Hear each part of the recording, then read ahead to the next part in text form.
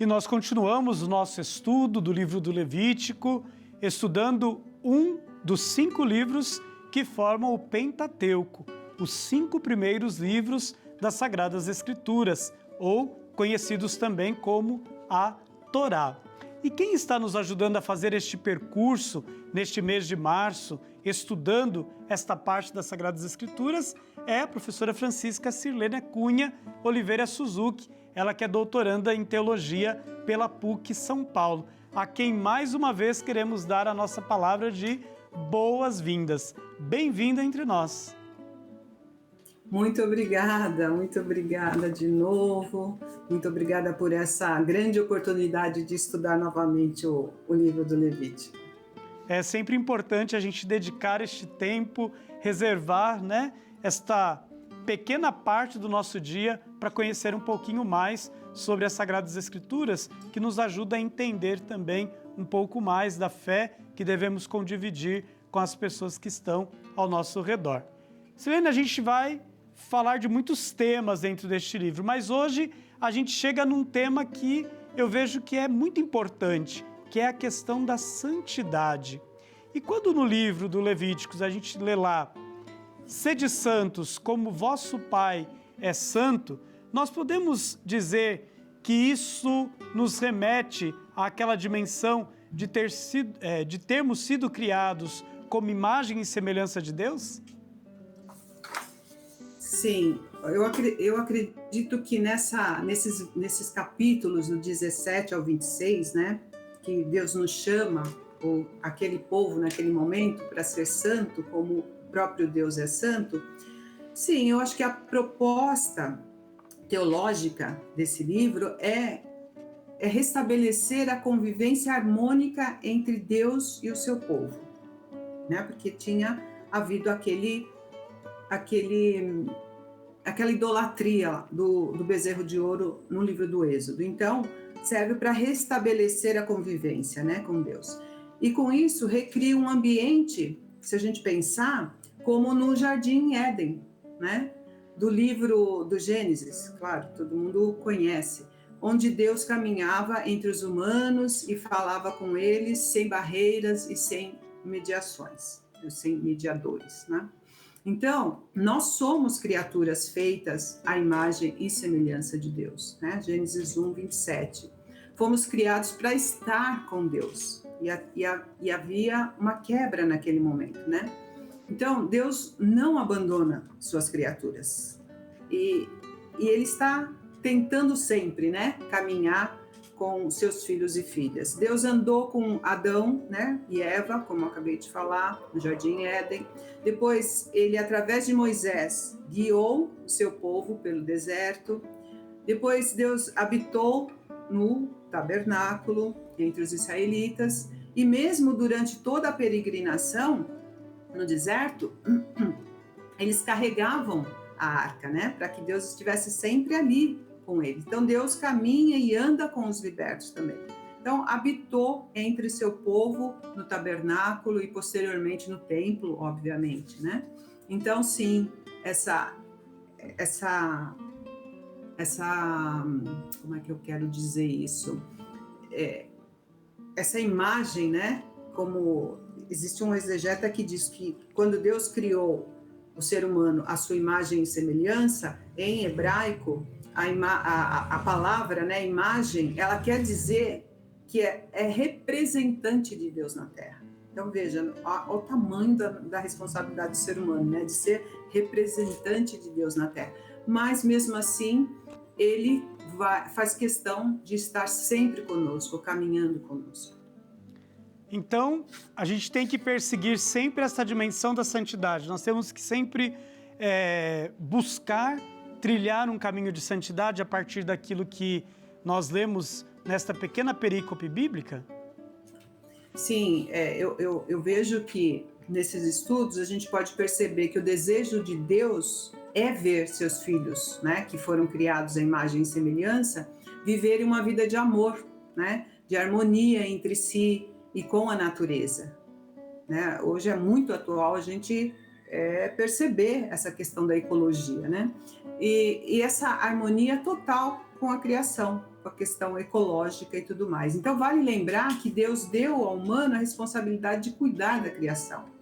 Então, assim, pensa na questão de cuidar. Cuidar é fazer um caminho de amor, de proteção, de gerar bem-estar, de evitar tudo aquilo que pode influenciar para outro caminho, como naquela época, o caminho era para não se contaminar, né, com aqueles povos. É isso que Deus vai nos ensinando. E o Senhor habitou entre os seus filhos e filhas, porque de fato ele não precisaria, né? Mas o amor é tão grande, a entrega é tão grande, é tão misericordioso esse Deus, que ele faz esse caminho junto, né? Uma coisa importante da gente perceber, né? Viver esse caminho de santidade, é caminhar nesse mundo, não é no depois, é agora, né? A gente caminhar nesse mundo é ser santo aqui e agora, porque é isso que Deus quer de nós, né? O Senhor nos quer próximos dele, enquanto vivermos essa vida que ele nos deu com amor. E aí entra a questão da pureza, né? De aprender esse amor que ele nos ensina. O tema da santidade ele é muito atual para nós, né? O Papa Francisco até escreveu uma exortação apostólica, Gaudete Exsultate, convidando as pessoas a viverem essa dimensão da santidade no mundo contemporâneo, porque às vezes a gente acha que os santos são apenas aqueles que estão lá nos altares das nossas igrejas, mas todos nós somos chamados, a partir das Sagradas Escrituras, a esta experiência de santidade que nos coloca na presença do Senhor, porque somos criados à sua imagem e semelhança, né? Somos co-criadores, participamos desta criação. E eu achei tão interessante quando você traz esta palavra cuidado, porque em uma das catequeses que o Papa Francisco fez, né, numa das quartas-feiras lá em Roma, ele dizia que cuidar é uma das mais belas virtudes que um cristão pode perseguir na sua vida, porque como cristãos nós temos que cuidar da pessoa, cuidar da natureza, cuidar dos nossos relacionamentos. E eu penso que o livro do Levítico, né, daquilo que a gente vem estudando aí desde o nosso primeiro encontro até agora, vem chamando essa nossa atenção. Cuidar para que a vida aconteça no meio de nós. Silene, algum paralelo, por exemplo, com Jesus, né, que fala amarás teu próximo como a ti mesmo? Ele traz este texto aí do Antigo Testamento ou isso é pura coincidência? Olha só, Padre Rodrigo, Jesus era judeu, né? Maria e o pai e a mãe de Jesus educaram Jesus na fé do seu povo, né?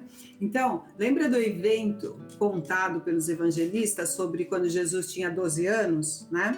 Eu não vou contar toda a narrativa, mas quando Maria encontra, né? Depois que procurou na caravana, não estava lá, então Maria vai procurá-lo e ele está onde? Ele está no meio dos doutores explicando as Escrituras. Então, veja, Jesus conhecia muito bem as Escrituras. Com certeza o livro do Levítico, enfim, todos, né?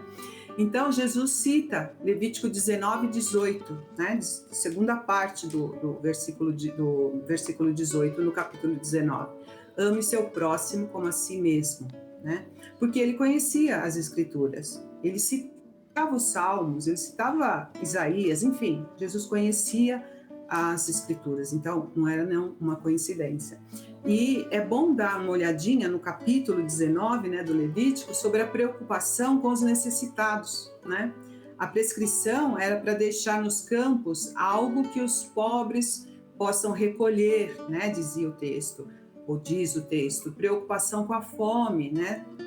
Preocupação com os vulneráveis, e a gente pode falar que esse ano aí a gente tem a campanha da fraternidade para falar, né?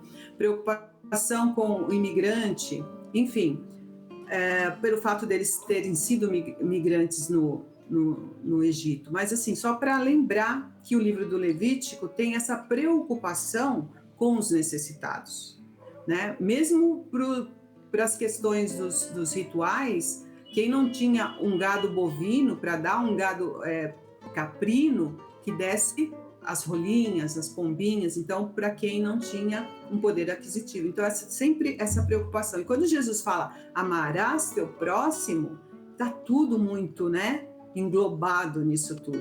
Então, Jesus realmente tinha essa preocupação com o todo, né, com a pessoa toda. Silene, que coisa interessante, né, que você nos traz e já traça esse paralelo com a campanha da fraternidade, que neste ano, né, nos fala e nos chama a atenção para o tema da fome, que é um problema que estamos vivendo no nosso mundo atual, de um modo muito concreto no nosso Brasil. E a palavra de Deus chamando a nossa atenção. Não podemos permitir que isto exista entre nós, porque amar o próximo é cuidar para que ele possa viver também com dignidade. Muito obrigado por aquilo que você pôde nos ajudar a refletir no dia de hoje. Nós ainda vamos ter mais um encontro para a gente concluir este estudo que estamos fazendo. Tá certo. Eu que agradeço. Muito obrigada. Aos seus pés, queremos colocar todas as nossas intenções, tudo aquilo que trazemos em nossos corações, porque sabemos que ela acolhe como mãe bendita que é. O Senhor esteja convosco. Ele está no meio de nós. Abençoe-vos o Deus Todo-Poderoso, Pai, Filho e Espírito Santo. Amém. Fiquem na paz, na graça de Deus e até o nosso próximo encontro.